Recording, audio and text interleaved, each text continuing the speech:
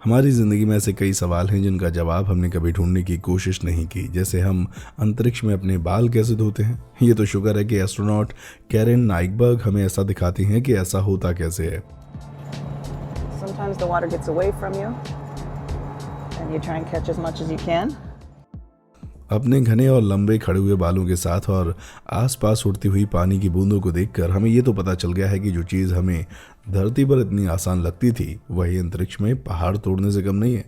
Anti gravity में अपने बालों का ध्यान रखने के लिए नाइकबर्ग के द्वारा दी गई टिप्स को जानने के लिए जुड़े रहिए मेरे साथ ही मैं आपको भर भर कर अजीब और अद्भुत चीज़ें बताने जा रहा हूँ जो कि आप इस वीडियो में देखने वाले हैं। ये कहावत है कि हर किसी में कुछ ना कुछ टैलेंट ज़रूर होता है। मेरे लिए तो सबसे बड़ा टैलेंट चीज़ बॉल खाना भाई। लेकिन कई लोगों के पास सचमुच कमाल के टैलेंट्स होते हैं। ज़रा एडम से अलादीन से मिलते हैं। ये देखने पर आपको निंजा लग रहा है ना, क्योंकि ये सचमुच में एक निंजा है। एडम इंस्टिंक्टिव नाइफ थ्रोइंग के 5 बार वर्ल्ड चैंपियन रहे हैं और international knife throwers hall of fame के मेंबर और 4 बार वर्ल्ड रिकॉर्ड होल्डर भी रहे हैं। और उनका टैलेंट इतना अनोखा है कि आपके होश उड़ जाएंगे।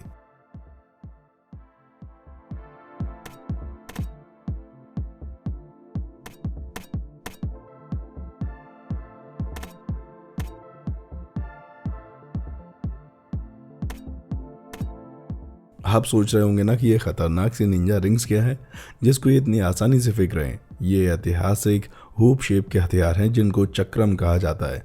इनका इस्तेमाल लड़ाई के दौरान सिखों द्वारा किया जाता था और जैसा कि आप एडम के वीडियो में देख पा रहे हैं ये सचमुच कितने ज़्यादा खतरनाक है। अलग अलग साइज के चक्रम को हाथों गले पर पहना जाता है और यहाँ तक कि पगड़ी पर भी सजाया जाता है। इनका ये अजीब सा आकार इनको हवा के बहाव से दिशा बदलने से रोकता है और उनका इस्तेमाल हाथों द्वारा की जा रही लड़ाइयों में भी किया जाता था। लेकिन इनकी चोट सबसे ज़्यादा गहरी होती थी। एडम ने चक्रम थ्रोइंग की कला बहुत अच्छे से सीख ली है और अब उनका सपना है कि ओलंपिक में भी इस चीज़ को बाकी के लोग इतनी इम्पोर्टेंस दें। ये इतने ज़्यादा स्किल्ड हैं कि ये कैंडल और पटाखे जैसी चीज़ों को भी बहुत आराम से बिल्कुल बीच में से इनकी मदद से काट देते हैं, वो भी काफ़ी दूरी से। मैं तो सोच रहा हूँ कि इस बेचारे पेड़ का ख्याल हो रहा होगा। मुझे नहीं लगता कि बताने की ज़रूरत है आपको कि इस चीज़ को कभी घर पर ट्राई नहीं करना चाहिए अगर आप अपने हाथ की सलामती चाहते हैं तो, क्योंकि बिना हाथों के आप नीचे दिए गए लाइक और सब्सक्राइब बटन्स को कैसे दबाएंगे। और हाँ, साइड में दिए गए बेल आइकन को दबाना बिल्कुल ना भूलें ताकि जब वीडियो अपलोड करें तो आपको उसके बारे में सबसे पहले पता चल जाए। चलिए तो आगे बढ़ते हैं। समुद्र की गहराइयों में दुनिया के कुछ ऐसे जानवर हैं जिनके बारे में हमने कभी सोचा भी नहीं होगा और हम में से ज़्यादातर लोगों को ज़िंदगी में कभी भी उन्हें असलियत में देखने का मौका नहीं मिलेगा। लेकिन ये तो हमारे रिसर्चर्स का शुक्र है कि हम ऐसे ही कुछ विचित्र जीवों को अपने घर बैठे टीवी या स्क्रीन पर देख सकते हैं और वो भी बिना गीले हुए।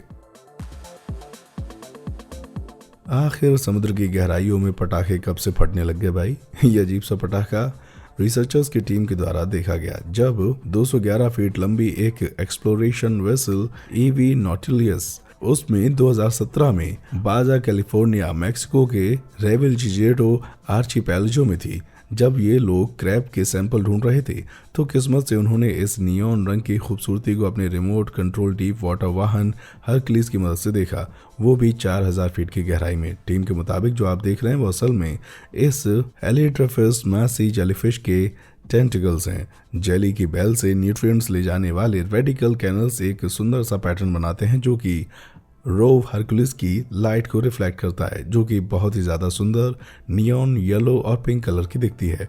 तो बिना इन लाइट्स के ये सुंदर से दिखने वाली जेलीफिश अंधेरे में आपको बिल्कुल भी दिखाई नहीं देगी। हो सकता है कि ये चीज़ हमें देखने में बहुत ज़्यादा अद्भुत लग रही हो, लेकिन सोचिए वो अपने साथियों को क्या बताएगी कि उसने कोई यूएफओ देखा। चलो अब किसी और चीज़ के बारे में बात करते हैं। ये तो सबको पता ही होगा कि एक अच्छा म्यूजिशियन बनने के लिए उस बंदे को काफ़ी डिटर्मिनेशन और टैलेंट की ज़रूरत होती है। कई लोगों को गिटार बजाना शुरू से ही आता है और कई लोगों को पियानो बजाना बहुत अच्छे से आता है। लेकिन अगर मैं आपको ये बताऊं कि आपको लोगों को इम्प्रेस करने के लिए सिर्फ एक पेंसिल की ज़रूरत होती है तो ज़रा ऐसे देखिए।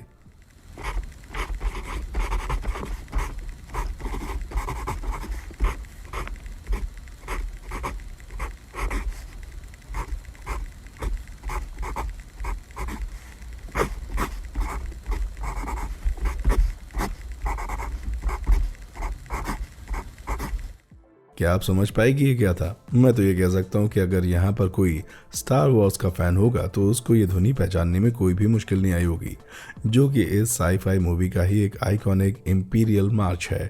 ये इतनी अच्छी धुन डैनी ओका ने निकाली है, जो कि एरिजोना के स्टूडेंट हैं।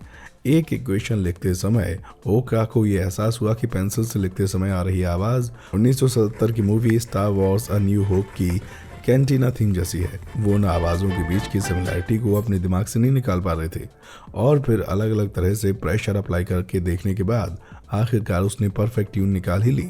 अब आप इस ट्यून को सुनिए।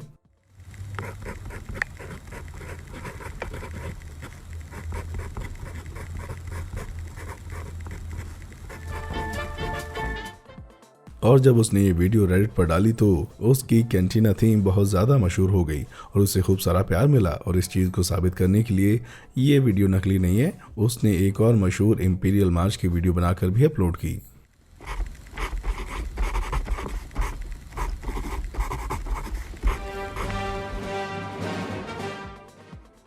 ये मज़ेदार है ना? मुझे लगता है कि हमें हमारी दुनिया का सबसे पहला पेंसिल म्यूजिशियन मिल चुका है, और वो भी एक बच्चे के रूप में।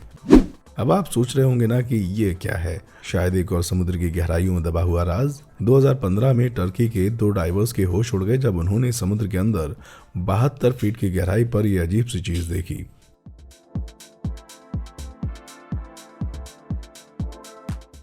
इसको देखने पर उनको कोई आइडिया नहीं था कि आखिर ये गाड़ी जितनी बड़ी चीज क्या हो सकती है।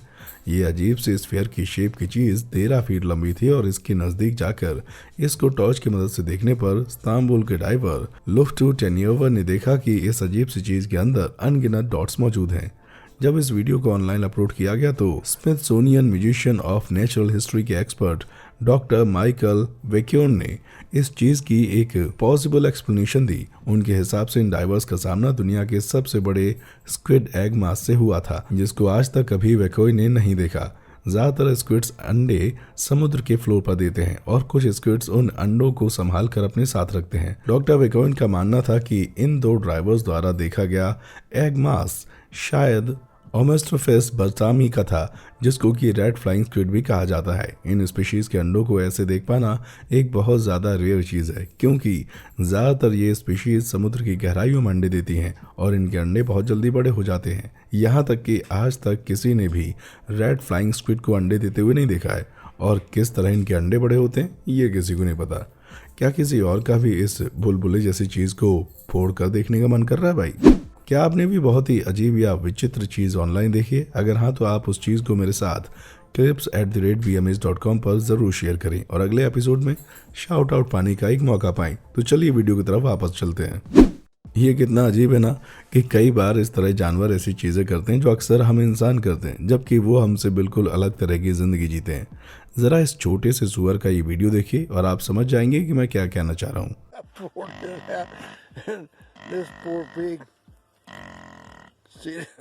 हम में से कितने लोग बहुत ज़्यादा खाना खाने के बाद इसी तरह की किसी कंडीशन में आ जाते हैं। इस सुअर को देखकर लग रहा है कि बस ये अभी फटने वाला है, लेकिन इसने खाना नहीं खाया बल्कि ढेर सारी शराब पी है। अगर आप किसी को बताएंगे कि सुअर शराब पीते हैं तो वो आपको पागल समझेगा, लेकिन आखिर इस बेचारे सुअर को नशा कैसे हुआ? ये हाल तो मेरा भी वाइन पीने के बाद नहीं होता। इस सुअर के मालिक केंटकी के एक फार्म ओनर के मुताबिक ये वीडियो इस सुअर के मैश खाने के बाद की है। असल में हुआ कुछ यूं कि इस फार्मर ने जहां पर मक्की के दानों को रखा था वो इंस्ट्रूमेंट खराब हो गया और बाकी के दानों में पानी पड़ गया, जिससे कि उसको इन्हें फेंकना पड़ा। और उसने ध्यान से इन्हें ऐसी जगह पर फेंका जहां पर जानवर नहीं थे। लेकिन अगली सुबह जब वो वापस उस जगह आया तो उसने देखा कि सारे सुअर फेंस को तोड़कर उस जगह पर आकर मक्की के दाने को खा रहे थे। अगर आपको ना पता हो तो मैं आपको बता दूं कि बहुत तरह की शराबें जैसे कि विस्की, मक्की बार्ले या आटे जैसी चीज़ों को फर्मेंट करके ही बनती हैं। लगता है इन बेचारे सुअरों को पता नहीं था कि आखिर ये क्या कर रहे हैं, और यहाँ ज़्यादातर सुअर सुबह तक ठीक हो गए थे। एक बेचारा सुअर खुद को संभाल ही नहीं पाया।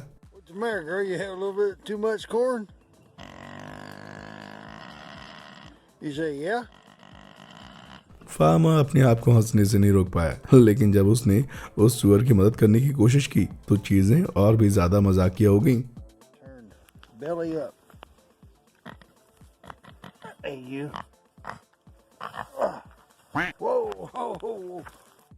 the bed on my. Oh, come here, girl.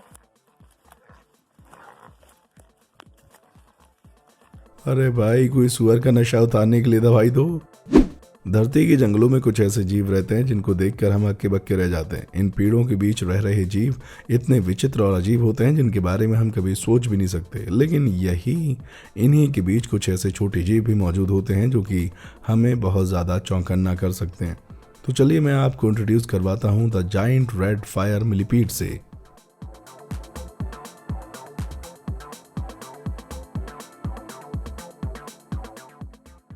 ये हैरान कर देने वाला इंसेक्ट वाइल्ड लाइफ फोटोग्राफर और rain forest enthusiast David wheeler द्वारा ली गई एक वीडियो है जो कि मेडागास्कर के मेरोजेजी नेशनल पार्क में बनाई गई थी। ये इंसेक्ट 7 इंच तक लंबा हो सकता है। हालांकि ये देखने में बड़ा लग रहा हो, लेकिन इसकी दूसरी स्पीशीज जैसे कि जाइंट अफ्रीकन मिलीपीड साइज में इससे दोगुने होते हैं। इसका नाम बहुत ज़्यादा खतरनाक लग रहा हो, पर ये असल में हमारे लिए खतरा नहीं है और हेर्बीवोर है जो कि पत्तियों, डिकम्पोजिंग वेजिटेशन और ऑर्गेनिक मैटर को खाकर जिंदा रहते हैं। हालांकि ये इंसेक्ट्स जहरीले नहीं होते, जबकि इनकी बाकी स्पीशीज जहरीली होती हैं। ये अपने रंग बिरंगे शरीर की वजह से शिकारियों को दूर रखने में कामयाब होते हैं। क्या आपको भी इसकी लाशें देखकर बहुत ही अजीब सा महसूस हो रहा है?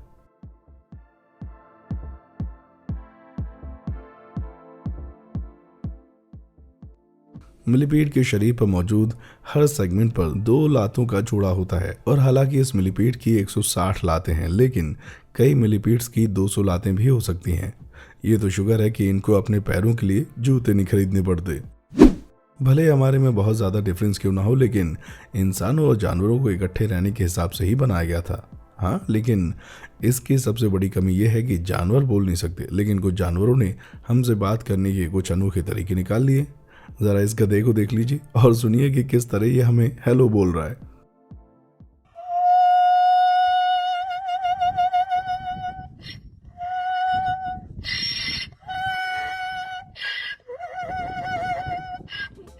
हारिएट, जो कि गलवा आइलैंड में रहती हैं, कभी भी बाकी गधों की तरह ही हाव की आवाज़ नहीं निकाल पाई, लेकिन इस चीज़ का असर उसने अपनी ज़िंदगी पर नहीं पड़ने दिया। तो आइए ज़रा उसका मीठा गाना एक बार और सुनते हैं।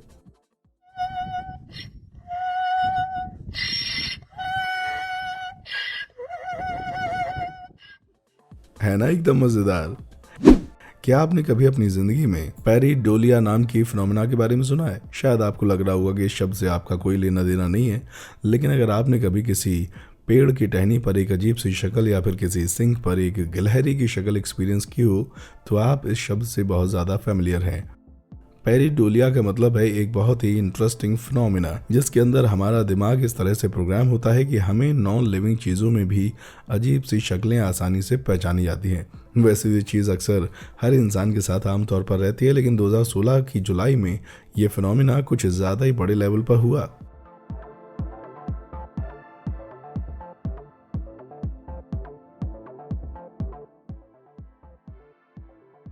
जी हाँ, यहाँ एक फटता हुआ ज्वालामुखी है। यहाँ तक कि ये किलेयुआ ज्वालामुखी है जो कि आइलैंड ऑफ हवाई पर मौजूद 5 ज्वालामुखियों में से सबसे ज़्यादा एक्टिव है। 2016 में फटे इस ज्वालामुखी के समय पैराडाइज हेलीकॉप्टर्स टूर्स के कैमरा क्रू ये चीज़ देखकर हैरान रह गए कि किस तरह किलेयुआ ज्वालामुखी देखने पर ऐसा लग रहा था जैसे कि वो अंदर ही अंदर बहुत ज़्यादा मुस्कुरा रहा है और वहीं दूसरी तरफ उसके अंदर से लाल रंग का गर्म लावा निकल रहा था। साथ ही में इस ज्वालामुखी से होते हुए ये लावा पैसिफिक ओशन के पानी के साथ जाकर मिल रहा था, जो कि 3 साल में पहली बार हो रहा था।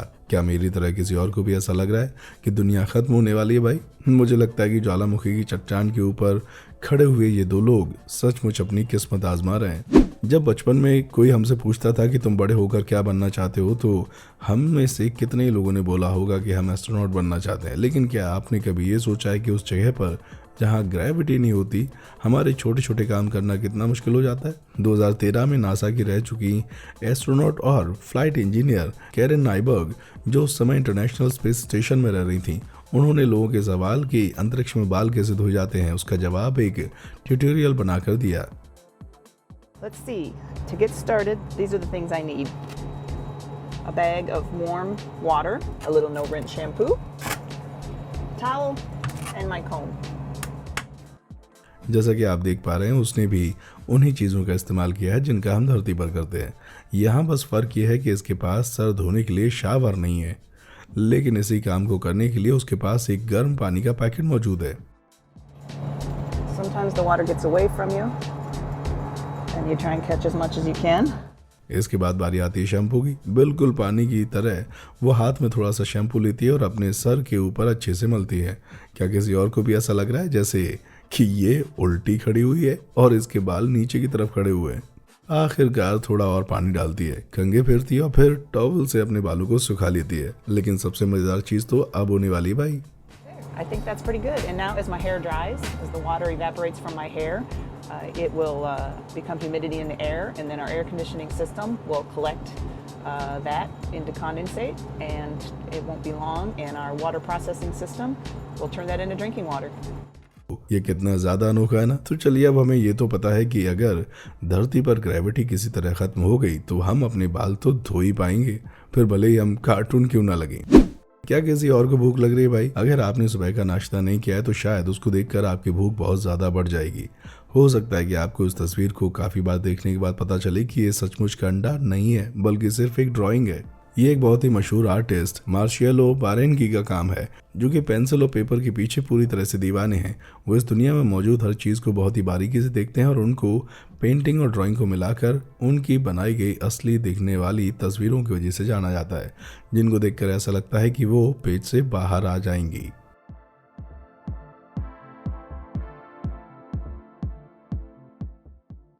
जैसा कि आप देख पा रहे हैं इस चित्र को बनाने की शुरुआत एक सेकंड पेपर के ऊपर वाटर कलर पेंटिंग से हुई, जो कि एक बेस की तरह काम करता है। इसके बाद बारेनकी आज ही ड्राइंग के ऊपर एसिड चढ़ा देते हैं और फिर एक एयर ब्रश की मदद से एक तरफ ब्लैक इंक लगाते हैं, जिससे कि एक शेडो इफेक्ट आता है और इस ड्राइंग को एक 3D इफेक्ट मिलता है। एक बारी जब ये रंग सूख जाते हैं तो बारेनकी अलग अलग तरह के मार्कर, जेल पेन और कलर्ड पेंसिल का इस्तेमाल करके ड्राइंग में छोटी छोटी डिटेल्स बनाते हैं, जिसको देखकर बाद में आपको ऐसा लगता है जैसे कि आप एक असली अंडे को देख रहे हैं और उसको खा भी सकते हैं।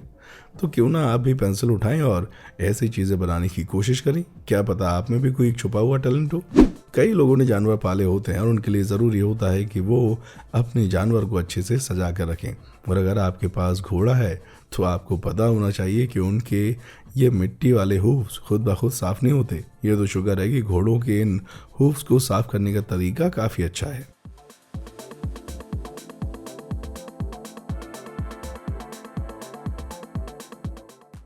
घोड़े डिजिटिग्रेड जानवर होते हैं, जिसका मतलब है कि वो अपने पैर के अंदर मौजूद एक स्पंजी पैड की मदद से काफ़ी लंबे समय तक चल सकते हैं। एक घोड़े का हूफ एक तरह की प्रोटीन कैरोटीन से बना होता है, जिससे कि हमारे नाखून भी बने होते हैं। हमारे नाखूनों की तरह घोड़ों के हूफ्स भी बढ़ते रहते हैं, जिसका मतलब है कि उन्हें हर 4 से 6 हफ्तों के बाद नए शूज़ की ज़रूरत होती है, ताकि उनके हूफ्स में कोई दिक्कत ना आ जाए और वह आराम से चल पाएँ।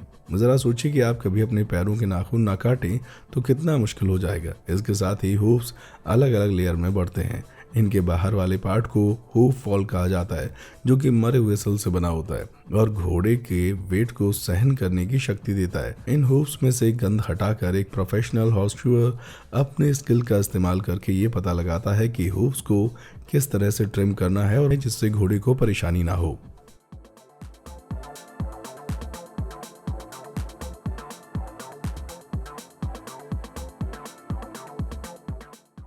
आप देख ही सकते हैं कि जैक इस चीज़ में कितना ज़्यादा एक्सपीरियंस्ड है। उसके टूल्स को पकड़ने से पता चल जाता है कि वो चीज़ कितनी बार कर चुका है। इस हूफ वॉल के अंदर एक स्पंजी जैसी चीज़ होती है जिसको फ्रॉग कहा जाता है और ये इस येलो पार्ट को कहा जाता है। घोड़ों में ये फ्रॉग कुशन की तरह काम करता है, जिसकी वजह से खून घोड़े के हूफ्स में जाता है और उसको चलने में आसानी होती है। इसीलिए ज़रूरी है कि हूफ्स को ज़रूरत से ज़्यादा ना ट्रिम किया जाए। फ्रॉग के आसपास मौजूद वाइट चीज़ को सोल कहा जाता है और इसको भी घोड़े के शूज़ के हिसाब से ट्रिम किया जाता है। एक बार जब ये इंसान इन हूफ्स को अच्छे से साफ कर देता है और हूफ को ट्रिम कर देता है तो वो नए शू को गर्म करके उसको घोड़े के पैर के हिसाब से शेप दे देता है। इतना सारा धुआं देखकर शायद आप लोग डर रहे होंगे, लेकिन इस घोड़े को ये चीज़ महसूस भी नहीं हो रही। अब आखिरी में जो चीज़ बची है वो है इस शू के अंदर कील ठोक कर इसको सेट करना। हो सकता है कि आप लोग सोच रहे हैं कि इससे घोड़े को दर्द होगा, लेकिन याद रखिए कि ये हूफ वॉल डेड सेल से बनी होती हैं, जिससे कि उस घोड़े को कुछ भी एहसास नहीं होगा। शू के फिट हो जाने के बाद हूफ के बाहर वाली स्किन को अच्छे से फाइल करके शू के साथ मैच कर दिया जाता है। अब इस घोड़े की स्पा अपॉइंटमेंट फाइनली खत्म हो चुकी है। आपको किस तरह के गाने सुनना पसंद है? दुनिया में बहुत तरह के अलग अलग गाने होते हैं, जैसे कि क्लासिकल, हैवी मेटल, लेकिन अगर आप थोड़ा टेक्निकल गाना सुनना चाहते हैं तो मैं आपको एक नए आर्टिस्ट से इंट्रोड्यूस करवाता हूँ, पिंक ऑयस्टर मशरूम। अच्छा, आपको लगा कि ये किसी इंसान का स्टेज नाम है? नहीं, ये सचमुच एक मशरूम है।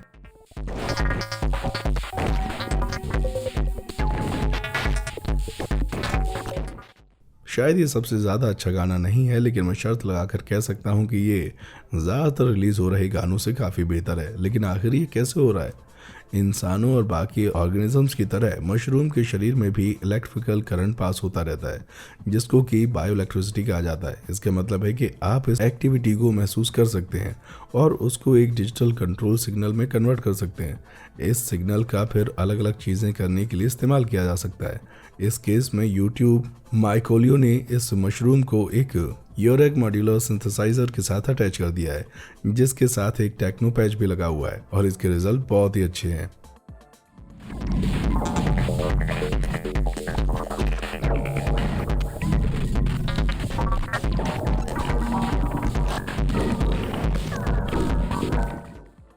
मशहूर की इलेक्ट्रिकल रेजिस्टेंस में आ रहे बदलाव, जिन्हें कि डिजिटल सिग्नल में कन्वर्ट किया गया, पिच, रिवर्ब और डिले जैसी चीज़ों को कंट्रोल करते हैं। तो भले ही ये मशरूम अपने लिए कोई म्यूजिक साउंड ना निकाल रहा हो, लेकिन फिर भी वीडियो में सुने जाने वाले गानों में से बहुत सारी बीप की आवाज़ इस मशरूम की वजह से ही आई है, जिसकी वजह से वो गाना और भी ज़्यादा यूनिक हो गया। ये जानने के लिए कि इस मशरूम में से कितनी आवाज़ें आ रही हैं, आप इस वीडियो को देख सकते हैं, जिसके अंदर मशरूम के साथ टेक्नो पैच को नहीं लगाया गया है।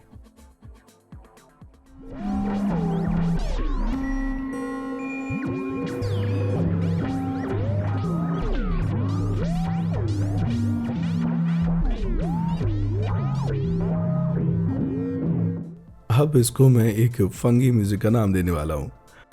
तो चलिए इस वीडियो को एक छोटी सी गेम के साथ खत्म करते हैं। इसका नाम है गेस द एनिमल।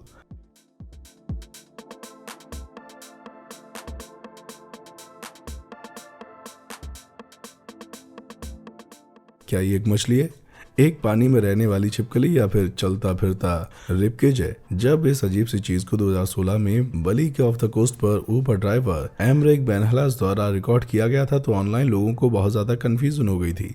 लेकिन अगर आपको लगता है कि ये बहुत ही ज्यादा अजीब है, तो जरा इस वीडियो को देखिए।